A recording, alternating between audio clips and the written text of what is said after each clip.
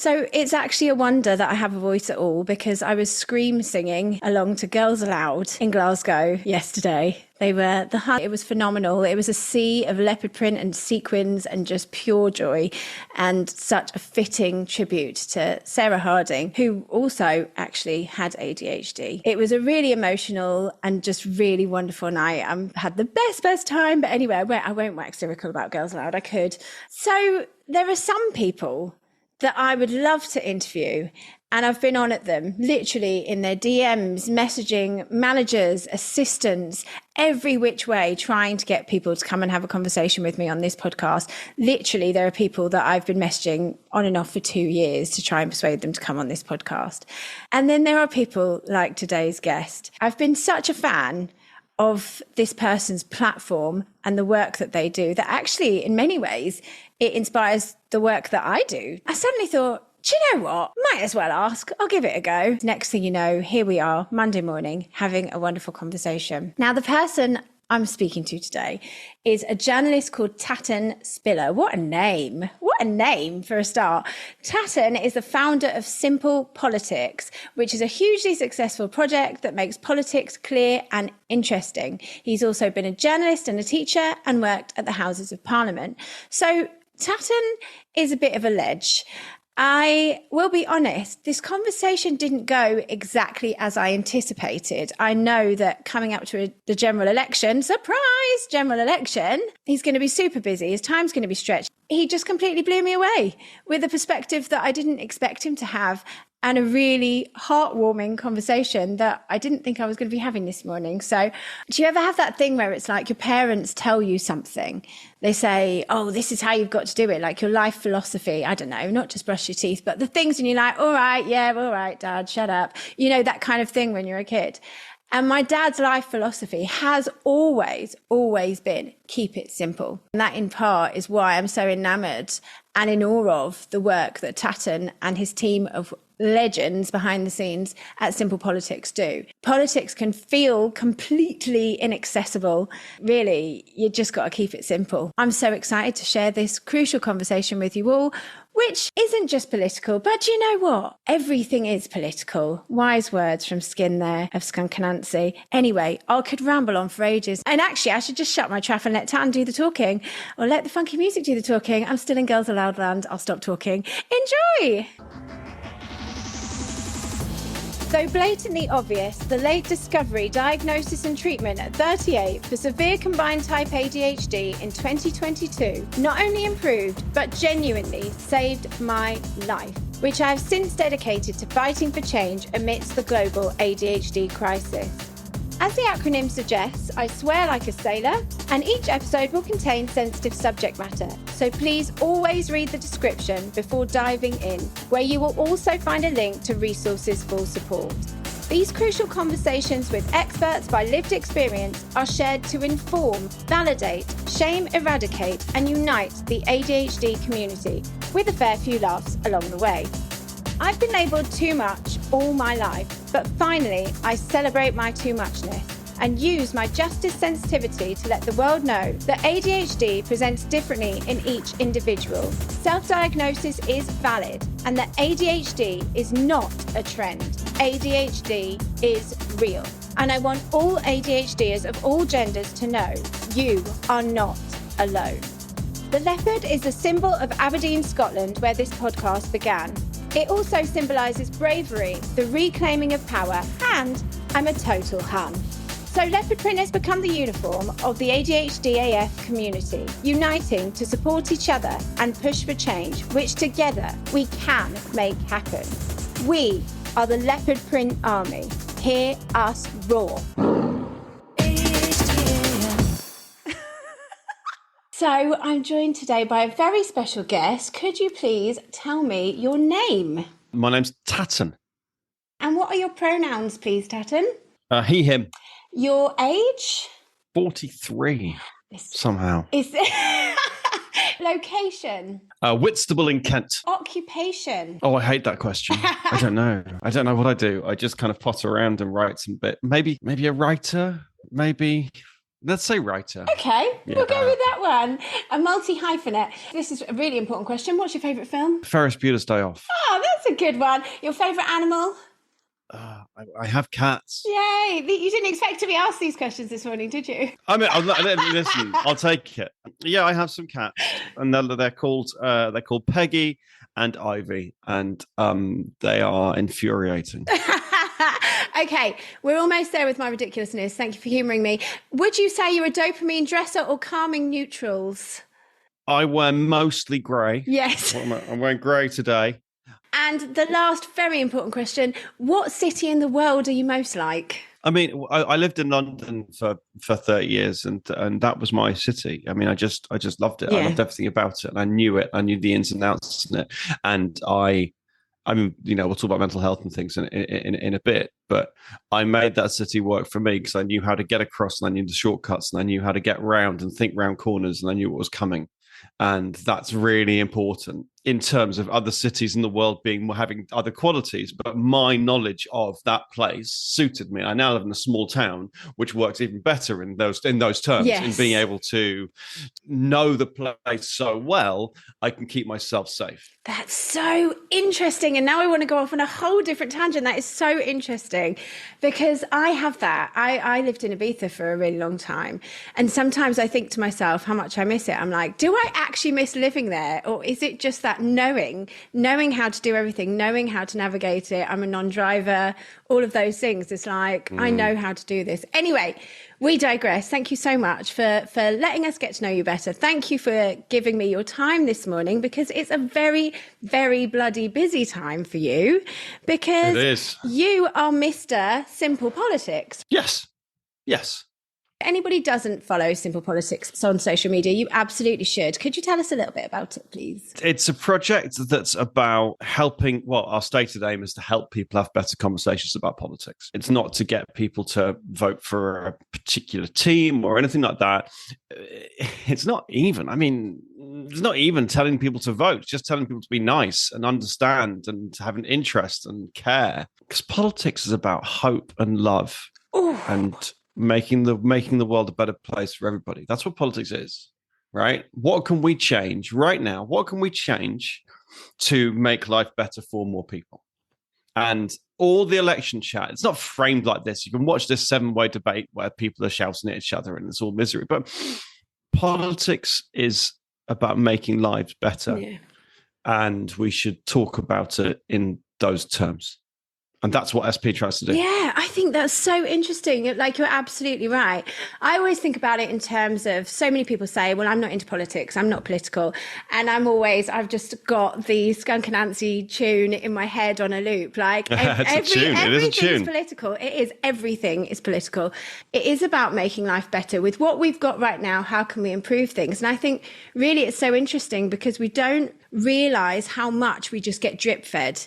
The ideas that we have a lot of the time, if you actually said to somebody, do you really think that? And where did you get that idea from? A lot of the time, people don't even know how or why they've formed the opinions that they have. And so it's like to be able to break it down in really simple terms, to just be like, okay, here you go. Everyone's entitled to opinion, but at least be informed. Like this is what's going on. Here you go. Now you have the facts. I love that about it. Yeah, and you can make your own mind up. Exactly that. I love it. I absolutely love it. Okay, so right now, general election is coming up. Surprise! It's upon us. And in order to have our say in what happens in making things better for everybody, we need to register to vote by, what date is it? Is it the 18th or not? The 18th. As we record, it's 8 days' time. I think the irony, of course, is that not only do so many of the listeners feel so, what's the word? I could pick 20, gaslit, unheard, downtrodden, having been misdiagnosed and turned away for getting the support they need for the condition that we share because there's so little research, because there's so little understanding of it. They've really been through the ringer, myself included. So people would be forgiven for thinking that their voice won't be heard because it's never been heard before, that they do not matter and that they are powerless in any kind of way to make change happen, or as you so rightly put it, to make things better for everybody. And I think it's particularly ironic that obviously this is going to involve some paperwork and admin, which is something so many of us struggle. How do people register to vote? Well, I mean, it hardly involves any paperwork at all. The hardest thing about registering to vote is you have to have your national insurance Yeah. number. That's the hardest thing. But if you're anything like me, you've had forms to fill out on your email. So if you just put national insurance number into your email, there's always some form or other that comes up. That's what I do when I need it for this kind of thing. But you can just Google register to vote. If you're on Simple Politics' Instagram page already, we've got it on the link in our bio just to make it easy to people who are there. But like it's a 5-second Google. Up it comes, and then the form itself is like it's literally 2 minutes. You do need your national insurance number. That takes the longest of everything, but that is so easy to find because you've used it for other things. If you've applied for a job, if you've done this, you've done that, it's all in your email because your whole life is in your inbox. It's right? true. Quick search in there. Up it comes. Cut and paste it over. It is less than 5 minutes from start to finish. Wonderful. That's fantastic. So we can do that, right? We can do that. And then once we've registered to vote, to have our say in making things better for everyone. I think obviously the common theme throughout my listeners, as I've said to you, is that this healthcare issue, we all know that the NHS is really struggling, underfunded, on its knees. Things are not good. Obviously, as you rightly said, we don't want to influence anybody in their say, like their say is their say. But like, what could you tell us about the difference that people could make if they use their vote, if they use their voice? On the 4th of July, I'm going to go and I'm going to put a vote next to someone's name, right? And that will make a difference. There will be, I don't know, 100,000, no, 60,000 people voting in my area. So I've got quite a small say there. Mm-hmm. And my voice will be heard because I've made that vote. I would have made a tiny difference. And that difference is important. Yeah. But if you talk to people, then you can persuade other people to vote the way you would like them to vote. And so suddenly, if I were to persuade you that we should all go and vote, I don't know, Liberal Democrats launching today. So let's say Liberal Democrats, right? So if I were to tell you to vote Liberal Democrat, and we're having this conversation in people's ears right now, and they were all to go, oh, okay, I'm going to go and vote Liberal Democrat, right? We've suddenly made lots of people do something differently. And those conversations that we have matter because they will count more on the 4th of July than just your own individual votes. We are only a very tiny, tiny part of this wonderful machine. But through conversation, through understanding, that's when you start to make more of a difference. Mm-hmm. And that's when you start to win the argument. And that's when you start to make change happen. Absolutely. I absolutely love that. The whole reframe of it is absolutely brilliant. I really do love it. You know, it really is about making things better, seeing the struggles that we're all facing and trying to unite and use your voice, use your vote. But first you have to register. You've got to be in the game to play it. So you've talked a bit about mental health there. Struggling with mental health commonly occurs with people with ADHD and particularly late diagnosed ADHD because we've had to build all these unhealthy coping mechanisms around us all our lives, all these strategies to cope in the world without knowing what we were up against. So, you know, we're all relating quite hard here. It's interesting because late diagnosed female ADHD is a particularly vicious one because ADHD was always talked about as being a specifically often male thing, and if you didn't fit that, then you weren't ADHD. Yeah. And that's why I used the word gaslighting earlier. Right, I'm not ADHD. I've diagnosed with bipolar and borderline personality disorder and depression and anxiety. Fun and games, isn't it? Oh, I mean, you know, but it's because I've got my personal Instagram page, which is where I write about my mental health a lot more because that's not really there for SP stuff, and I want to talk about it. And the kind of the key line from that is that we walk this path together because we merry band of people walk this path together, trying to make it work the best we can. It's not a straight line. In order to cope, we need to find what we need to do. I went to a baseball game yesterday in London because it seemed like a fun thing to do on a Sunday. And I sat down and went, oh, I can't cope here. Yeah. This is not, I can't do this. So I kind of just wandered around the stadium for a bit and saw what was going on and saw people having fun and saw people, you know, various people. Oh my God, there was like a 2-foot hot dog someone was eating. It was ludicrous, right? And so I just had to wander around. And then I said to my friends, I'm going to go. And I had to go get the train back to Whitstable from London. And I just did that because that's the path I needed to go down. Yeah. Because I had to accept that acceptance that this is how my day is now. And it's not how my day was when I woke up. And it's not how the day was when I spent money buying a ticket to watch something that I didn't even watch. I tried to watch some of it on BBC iPlayer on my phone on the train home. Signal didn't really work, but I think I watched more of it on my phone on the train home than I did in the ground. We just have to accept it isn't always going to be a straight line. Yeah. Even a leisure activity isn't going to be a straight line, let alone, oh my goodness, some kind of relationship or managing to have a family or doing any of those things. It's not what they said it was going to be. But SP is a coping mechanism for me because I need to understand everything in the room. I need to understand when I walk into a bar, I need to make massive sweeping judgments about everyone in the room so I can work out where I need to be, how I need to act, what Tatton I need to bring to this situation. And SP is about understanding what all the arguments are that people are making and finding a way through and making it work. We're talking about London right at the beginning, having a plan A, B, C, D, E, and F, and also quite a few other plans you don't tell anyone about because that'd be ludicrous to have that many plans, just in case things fall through.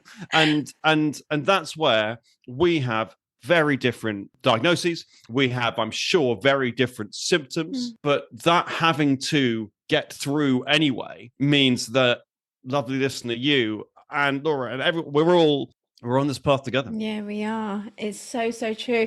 Do you know, it really landed when you said that it's the word acceptance. It's like you accept your lot and go, okay, this is what I've got. How do I work with it? And actually that relates to everything that you've said. This is our lot. How do we cope with it and how do we make it better? How do we play the cards we've been given? Yeah. We have the card. We can't just jack them in and get new cards. These are our cards. And that's where the perniciousness of late diagnosis is so hard because we couldn't see all of our cards.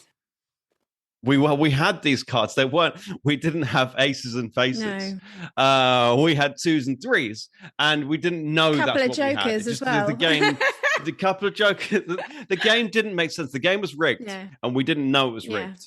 And it's the only game there is, so we had to play it anyway. You see, one of the way my body deals with it is that I get like poorly, like IBS type symptoms, or I get like really odd puffy swelling bits or whatever. Like, and it's my physical reaction to what's going on in my head. And I was having this stuff checked out by doctors in my 20s, like in the late 90s, in my teens, in the late 90s, in the noughties, and no one managed to draw the dots. Yeah. And say, oh, hang on. So I wasn't diagnosed with anything. I wasn't even diagnosed with depression until 2010, maybe. Like, and it's just, and even that was like, oh yeah, of course. Penny drops. Of course. Absolutely. It all lines up. It's such a funny thing. It really, really is. My friend Nicole, she does a Edinburgh Fringe show about ADHD, and she says we were the unreliable narrators of our own lives. So you just didn't have the facts. You're just taking what you have with what you see, but you didn't have the full scope of what you're up against to be able to make the properly informed decisions. I've got an idea for a novel. I've got a couple of, I should plug my books. I've got books. You should read my books. Buy my books, everyone. Right, that's that done. But they're non-fiction. They're about politics. My novel, which will never get written. I've got 3. It's an unreliable, it's a whodunit, but there was no crime in the first place. It was an imagined slight against them that they have. It's against me, like it's me. But, an unreliable narrator who's so unreliable, they're trying to solve something that never really happened, but was just blown out of all proportion in the first instance. So it's like, I'm assuming, do you know about rejection sensitive dysphoria? Like, that's what it sounds like. It's RSD. It's like, I believe that this is happening and I can feel that this is happening, but actually it might not be happening at all. It's never happened. It's genius. You've got to write it if you had a spare second, but I'm guessing that you probably don't at the moment in the lead up to the general election. I have a lot of ideas. A lot of them don't get done. So, can you tell us anything? Anybody who doesn't feel like they are informed or feels that politics is kind of a secret club that they're not part of, right? And I can understand that. I felt like that for a long time about art. Like, I'm not allowed to have an opinion on this, you know? But I think it's really important for people to realize that how things go in this general election will have a direct impact on all aspects of our life. But the thing that a lot of people are listening to this podcast for, the very reason, the struggles that they face and the medical attention that they need that isn't there, this is potentially where change could happen for them. And so they may have not been heard before, but they can be heard now. Is there any little nuggets that you could give to anybody about what the different parties are doing to do with healthcare that might be helpful, not to influence anybody? No, not to influence anyone. I mean, this idea of a club, we just have to remember that everybody is human and they're all making it up as they go along as well. Right? They haven't got an adult pass. They haven't been given a stamped thing that said, right, you're an actual grown up. You can do this. They are literally making up as go along.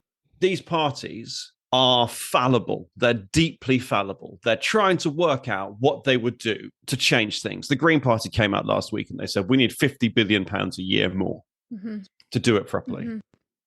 Nigel Farage came out last week and he said, we need to completely change the way that the NHS is run. We need to change the model. It will still be free at the point of delivery. That's what he says. He said, but it's going to be based on the French system, which isn't free at the point of delivery. But anyway, we've got kicking around in this election some seriously different perspectives. Yeah, that's true. On what we're going to do. And kind of the big two part, let's face it, Labour are probably going to win this, and they talk a good game about upping the capacity in the NHS, including by using more private healthcare, and so the NHS can buy more space in the private healthcare where they have capacity. So we're using every bed in the country, whether it's a private or an NHS one, every bed's being used, right? That's their big plan, to cut waiting lists and that kind of thing. Mental health's really difficult because the old line you used to hear a lot is parity between mental health and physical health. But there cannot be parity between mental health and physical health because they're so different. I mean, on a really basic level, if I break my arm today, I will go to the local place and they'll patch me up. And 3 weeks later, my arm won't be broken anymore. If I have cancer, if I find there's blood in my poo, and I go and I go to my GP, and my GP's like, right, we're going to get you this cancer care. And it's like, yeah, you've got cancer. There's then a really clear path of how to treat it. Of how to treat it, and we're getting so much better at it. Like we are getting so much better, and it's wonderful. Absolutely. This progress we're making against this terrible disease. And you look at HIV. I mean, HIV is no longer considered a life-threatening condition, whereas it used to be a death sentence. Absolutely. Right? So we are doing so well, but mental health isn't like that. There aren't just sudden tests. I can't be sent to do an MRI and be told, "Yep, bipolar, done." Now you're on this conveyor belt. Where it's different and it's nebulous and it's shifting and it's pernicious and it's really difficult to treat. And so whenever I see these numbers, we're going to do this and we're going to do that, it's like I'm actually trying to do a series of interviews with mental health spokespeople from the political parties between now and the election. Amazing. To talk about what they're really going to do. But that's also an idea that I've had that I probably won't do. So we'll see. And then I need to get them, but whatever, we'll see. That's an idea. But when we're voting, we just need to listen to what people are saying. And it's not about them being in a club that you're not in, because you can choose to be in that club by just having a little listen. And SP, of course, I'm going to promote SP. Is the whole point of SP is that it's a friend telling you what's going on. Yes, absolutely. Right? It's not. I'm not hectoring you. I'm just the team and I are just telling you what's going on in a light, easy way. And it's where you already are. Here you go. And it's where you're already on Instagram. Yeah. You don't have to leave Instagram. Yeah. You don't have to leave, Facebook, wherever you are. It's just there and it's easy. That's the point. Yeah, it's fantastic. Truly, it really is such a good platform. Just listen to what people are saying. And if that makes sense to you, if you think the country has got 50 billion and can create 50 billion and that money is what the NHS needs, then you can vote Green. Yeah. And if you think we haven't got that money and actually just a bit of extra money isn't going to help because we need to radically reform the way the NHS works, maybe you want to vote Reform, or maybe you want to go, the care home. Care is a massive thing for the Liberal Democrats because of Ed Davies being a carer for his mother or father, I think, and his son now. Ed Davey and care, like he cares about care. Yeah. So there's a lot of a focus on that for the Lib Dems, and maybe that's kind of the focus you want. And at this time, every party is putting out a shopping list of what they want to do. Yeah. And now, obviously, if you vote Green or Reform probably get 1 or 2 MPs each by the time we're in the 5th of July. They're not going to be Prime Minister. The leader of the Green Party isn't going to be Prime Minister. Neither of them. They have 2 leaders. Neither of them are going to be the Prime Minister. We're not going to end up spending £50 billion more. But in democracy, voting matters because your voice is heard, even though you didn't lose. Everybody sees that there are lots of people who want this. Yeah. So the losing voices do matter. Yes. But you might choose to vote Labour because Labour have got, their policies. They want mental health people in each school, unlike a counsellor, not necessarily a counsellor full time in each school, but they want mental health, clear trained mental health people in each school, which is a great thing to do. Yeah. Right? Who doesn't want young people supported with their mental health? Yeah. So just listen and go, oh, I like that. Yeah. I'm gonna vote for that. Yeah. Like it's not there's no trick to it. Yeah. There's no you're an adult and you don't have to watch Newsnight. Part of the condition is that it's been said that we can be neurodevelopmentally delayed, or we are neurodevelopmentally delayed. So basically, I think I'm about 14, I'm 41, genuinely. And so if you still see yourself as kind of juvenile and somebody that chases the fun and the dopamine in life, you're like, well, I'm not going to sit down and watch the news, am I? Like, that's not for me. That's really what, it's that kind of thing. Whereas actually, it is just having conversations and being informed in whatever way. So that's why Simple Politics works so well. You can do the Newsnight route. You can watch Question Time. You can do blah, blah, blah, blah, blah. Or you can just be like a 14-year-old in a sweet shop and go, oh, I like that one. What does this one say? This one says conservative. Oh, okay. Yeah, that sounds all right. I'm going to do that. I don't know. I'm not allowed to show any political leaning, but I'll edit that bit out. But it's just, whoever it is. Yeah. There's no wrong way to vote. Yeah, absolutely. I think the thing is as well, is just before an election, your MP is more likely to listen to you. It would be a good time to be voicing your own concerns to your local MP. Technically, we don't have any MPs anymore. No one's an MP. Everyone stopped. When the election was called, Parliament was dissolved, so there are no MPs, there are only candidates. But going to speak to candidates, candidates will knock on your door. Yes, exactly. So not you don't even have to do anything. They'll just come to you. You will have they come to you. They won't do that again for a while. So you could have someone who last week was an MP and in 2 weeks' time might still be an MP, or someone who's about to become an MP. Knock on your door and you can talk to them. Yeah. So this is what matters to me. And our individual voices are small. They are small. And it doesn't mean you're not being listened to if what you say doesn't happen. But by talking, we can make progress. Yeah, absolutely. That's amazing. Thank you ever so much. So all you got to do is get your national insurance number out, do the thing, get informed and take it from there, because it is about making things better. Is there anything else that you would like to say that I haven't covered? I don't want to take up loads of your time, but it's lovely to speak to you. I just don't want to, because I know I can go off on tangents and we'd still be here in an hour and I wouldn't even notice. So, I mean, no, it's been lovely. It's been so lovely talking. We'll get through. We've got through, all of us. Yeah. We've got through. Yeah. And things are tough. What happens on the 5th of July after the election isn't going to make a material difference. Even if the most wonderful party, the party of your dreams, gets in, the material difference will take a while, yeah, of course, to come through. Yeah. So we've just got to be realistic and accept how things are, which we do and we understand. And, lovely listening, you're listening to this podcast about how we deal with the way things that are right now and how we move forward. We listen, we talk, we breathe, we accept, we think, and we do what we can to make lives better for ourselves and our friends and our family and our community and the world as much as we can, because peace and love matters. And that's what elections are about. Oh my God, I nearly cried. I've got emotional dysregulation. There's a lot going on. I nearly cried at you. So oh, thank you ever so much. So, Simple Politics, go and have a look. And what is your personal page? What's your handle for your personal page? Oh, Tatton Spiller. Wonderful. Tatton Spiller on Instagram and all the books. What books have you actually written? One is called The Breakdown, which is looking at the ways people think about politics and what that means.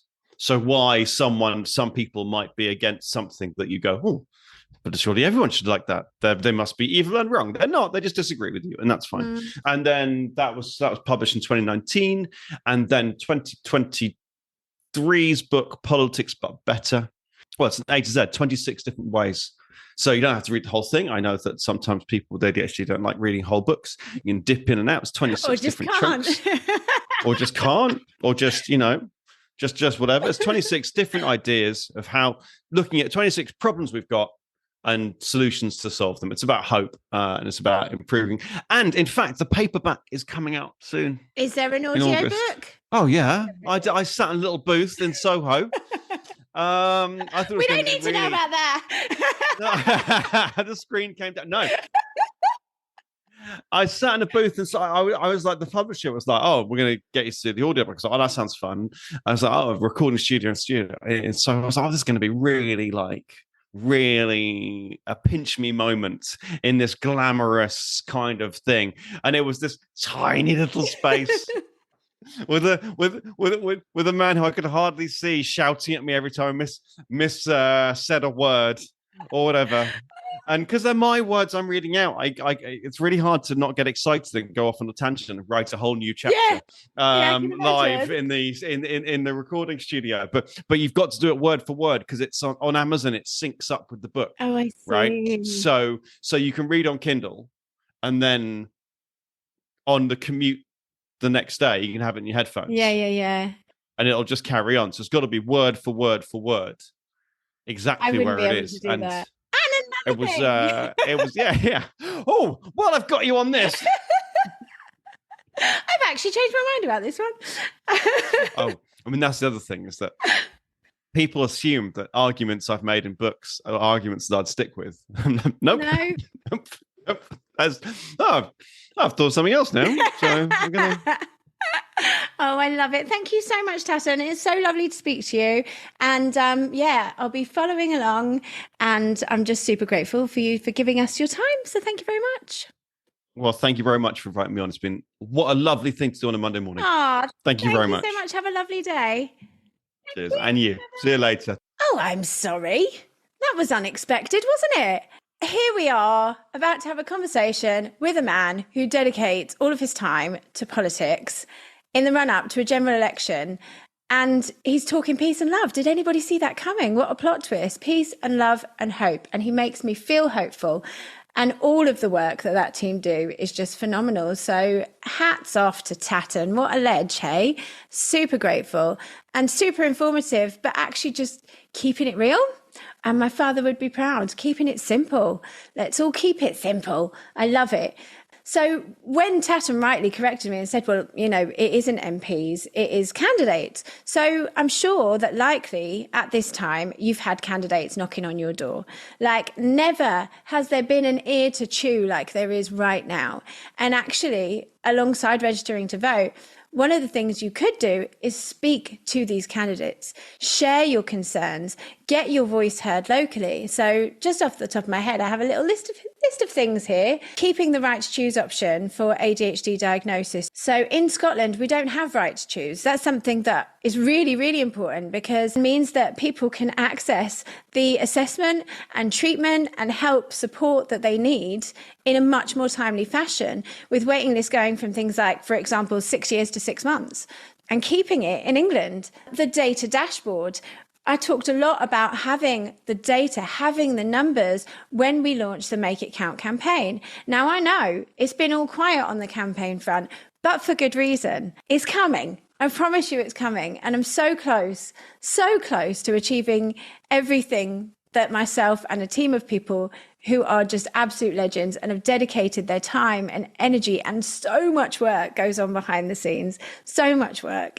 It's not just me running around in leopard print here. There is a lot going on behind the scenes. That data dashboard, we cannot get funding. We cannot make plans to make things better if we don't know where we're at, if we don't know what the numbers are. It's funding, as ever. It's all about the money, as ever. It all comes back to that. You know, to fund services means that people can access support, and really, as ever, for things to be patient-led. We talk about it to the cows come home. I don't know if there's been a single episode of ADHD AF yet where we haven't talked about the fact that the system itself is ableist. These forms, these never-ending forms that we have to fill in, like it should be part of the diagnostic criteria that we can't do them and we can't get them in on time. The support that we need is only accessible through battling against the symptoms that we need the support with. For ADHD people to be able to inform those that are making the decisions in order to make the system work for the patients. So patient-led is really, really important. This really is a moment to be heard. People are literally going to be knocking on your door, pushing pamphlets through your door. Open the door, chew their ear off, tell them. What is the thing that you would most like your local MP candidate to know? What is it? Have a think about it. You can be heard. I'm the first to admit that I spent, up until my early 20s, I was very politically involved. And then I just got completely disillusioned. I felt that it was all bullshit and there was no point, and nobody does what they say they're going to do anyway. It's all just a load of bollocks. And actually, that meant that I was not politically involved for another 20 years or whatever, until I discovered that I had ADHD, until I realized how ableist the system is, until I realized how many people were suffering. In realizing I wasn't alone in it, wasn't just this amazing unifying moment for me. It was actually an infuriating moment. It was just like, oh my God, all of these people are suffering just like me. This is dangerous. It's immoral. Things have got to change. And that is why I've now lent back into politics. It really is all political. So it isn't a secret club that we're not part of. It's your life. It influences every aspect of your life. And I know there'll be people here that are registered to vote, but I hope that you've taken something from this conversation, because I know I certainly have. It's about hope, and it's about peace and love. And I love it. It's about progress and moving forward, and how can we make things better, we collectively. I'm just super grateful to Tatton for giving me his perspective, which, although obvious, never occurred to me at all. I love it, and I'm so, so grateful. Anyway, the most ADHD thing I've done this week is get super excited about an idea, manage to twist Tatton's arm to come on and speak to me, and not realise at any time, the most convenient opportunity for you, Tatton, whenever you're ready, and then realise, oh, bollocks, I'm going to have to interview him from a hotel room in Glasgow. If you haven't already heard May's Most ADHD Thing, it's the previous episode. My husband and I love doing it. We had a proper giggle, so thank you so much for all of that. I've had such amazing feedback about it, so thank you for listening and helping me raise ADHD awareness and break the stigma in my own ridiculous way. So this week in Auditory Processing Corner, I've actually got a corker not from me, but from a community legend. happened. So over on the Planet ADHD peer support community, I had the most fantastic entry for this that I actually think I will be saying this for the rest of my life. So the community legend said, I have an auditory processing error, in inverted commas, that happened on our outbound flight. So she was going on holiday. The flight attendant offered us a choice of snack boxes with our meal, ploughman's, tapas, or what I heard as loose and free. Turned out it was gluten-free, which was a bit disappointing, really. I love it so much. Honestly, loose and free forever. So there is no gluten-free. It's loose and free. What a wonderful option. Would you like a ploughman's or would you like to be loose and free? Loose and free every day, Han. So this isn't the first time I've quoted this on this podcast, but I've always held this quote very dear. Hannah Walker-Brown interviewed myself and Dawn, gosh, a long time ago now, right near the beginning, way back when. And Hannah says, it strikes me that in order to lead change, yes, you have to graft, but you also have to believe that it's possible. The rage will propel you forward, but it's hope that will carry you across the line. And I am hopeful. I've always been hopeful. Yes, my desire to make things better has come from a place of absolute rage for not just my life, but the life of so many that has been damaged and lives that have been completely destroyed by the lack of awareness about ADHD, the lack of training, the lack of treatment, and the weight of the shame on all of our shoulders, trying to navigate the world, not understanding the things that we don't understand about ourselves. And that filled me with rage. And it did propel me forward to start ADHD AF and everything that's going on behind the scenes in launching the charity that we are so close to getting off the ground. I can smell it now. We're so close now. In everything that I've done, it has come from an injustice and a rage. But it is hope that has helped me continue. Because I can't live in a place of rage all the time. People tell me their struggles every day. People all over the world literally tell me the horrendous situations that they are in every single day. And it is a lot to carry. But I wouldn't be doing what I am doing if I didn't have hope. I am so full of hope for a better future for all of us. So please, register to vote if you haven't already. Have those conversations with your friends, colleagues, family. I mean, it's difficult with politics, but have conversations that are political that might not seem political because, and I'll quote Skin again, everything is political. Have those crucial conversations with the MP candidates, with the people in your life.